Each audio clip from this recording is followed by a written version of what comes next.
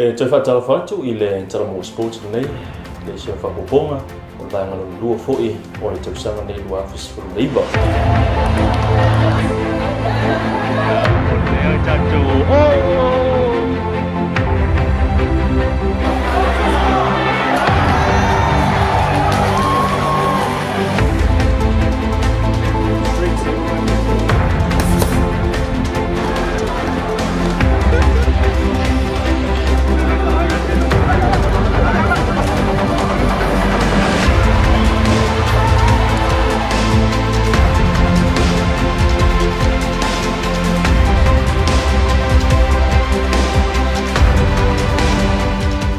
O le tātou Talamua o le sai Samoa nei se tasi o li fusu, se tasi nei o li fusu Samoa o mautonu o le malo stadia le li o chai Opetaia. I le malanga mai o le li o chai Opetaia na mawala wanoa e whaaruina ino na teimi a o inai nisi o whanau laiti. A lei whaaso ina tolana tali ni fusu, a maisi o nisi o mea tutia fō, lea ua ia mawina mai I le nei fuita alonga whai pelenga.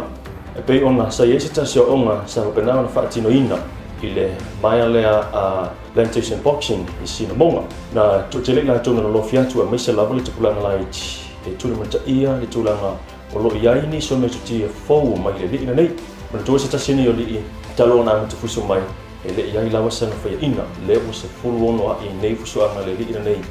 e le ia se fa ina mai fuso anga ia se fulu male ono na man malo I le tu yonte fuso anga se fulu male lua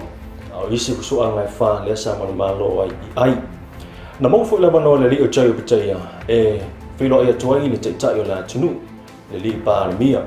mai filo inga le li pa le mia ma le sunga chai Opetaia na ave se lu ia le tai o la tunu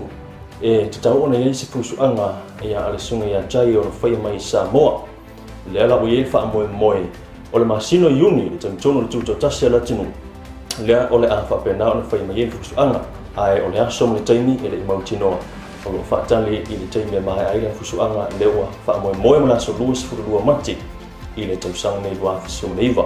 O le songa le li le masino mati lea o le a fusuanga se tasi o li mai paucham ma le fusuanga lea o la whea lawa I tonu o le atunua nei paucham. Nisi o tātou tala o le aso na I le vai aso nei la so lua Februari o le whaamoe amatai se tasi o ta amerisanga liki te to iwa se tasi o ta amerisanga fo pe ona tangalo ia le vai aso nei lea na whapena o le saunoa I le prestene o le lakapiliki Samoa le sunga Faafouina Sua e te tangalo ia nei fuitang sanga. The tournament will be run for 4 consecutive weeks except for a week when the Maris international season has their 7th tournament on the 16th of February, but the finale of the tournament will be on the 23rd or 22nd, and there will be teams from Queensland, teams from Auckland, and also it's been confirmed that there will be a team from Tonga as well. So with all these 6 teams, the fantastic 4 teams from here and the 2 teams from overseas, there will be players that will be eligible to be part of the selection process in the long list, not only for the Pacific Games in in July this year. And you're also aware that this is the first time in the Pacific Games that we will have a women's competition.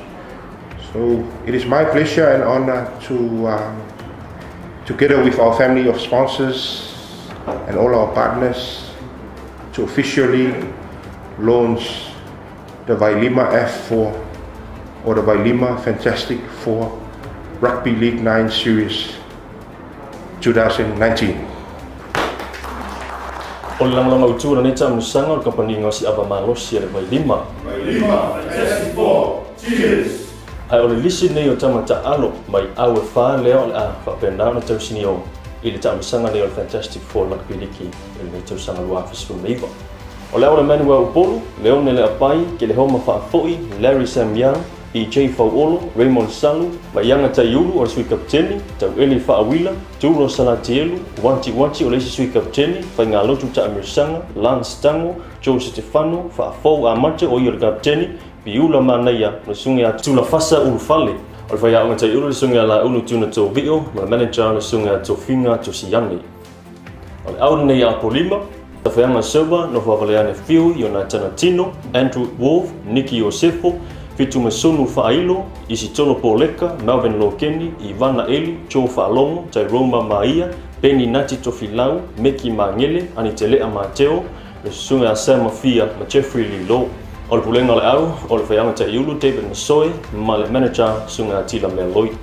O le World Pacific Isi Savai, Leo Brown, Paulo Tino, Mikaele To Ese, Ben Toala, e Soro Koroi, Faresa Perenisa Kapteni, Michael Asio Langi, le Yasa Whainga Sui Kapteni, Fraser Tua Oi, Sio Filippo, Ray Leau, le Manu Timo, Ba'a Talanga, Simi Fui, ma John Ioni.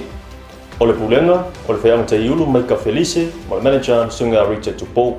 O lau manono, Vuti Vaisa, Fili Masei, Fale Niu Yosi, Tautua Fa'awila, Lau Tapa'a Tupu, Sam Bati, Samuelu Soalo, Colin Lemisio, Tanielu Pasene, Yeti Fiu, e Tuale Pitone, Maloma Leulua Iali. O le pulenga, o le whaianga te iulu, o le sunga le Malu John Lemisio, o le manager, o Nasa Tauheia le Ba'ai. Ia, o le atunu te ia, ele Talamua Sports, ia tau manga, ia o le futa amasanga liki, e o le iaina le masino February. Mai le talonga te to fitu, la o le manusa moe mai aane ia le bai fuile Hamilton i la solus fitu la sa. O fatulanga Samoa i le tūlanga vangu fatulanga ina o au uma o le langi. I le talenga ato talonga nei, le mana i tūlanga sa ita o whenga le tatua manusa moa, pe o na matama i talonga i pulu. La maula wano e sa whanga i tatou i le kua whaino mara i po au tū, pe o le tatu sa ili ai, le kua whaino mua mua mara o Afrika petai, le manuia tam whenga.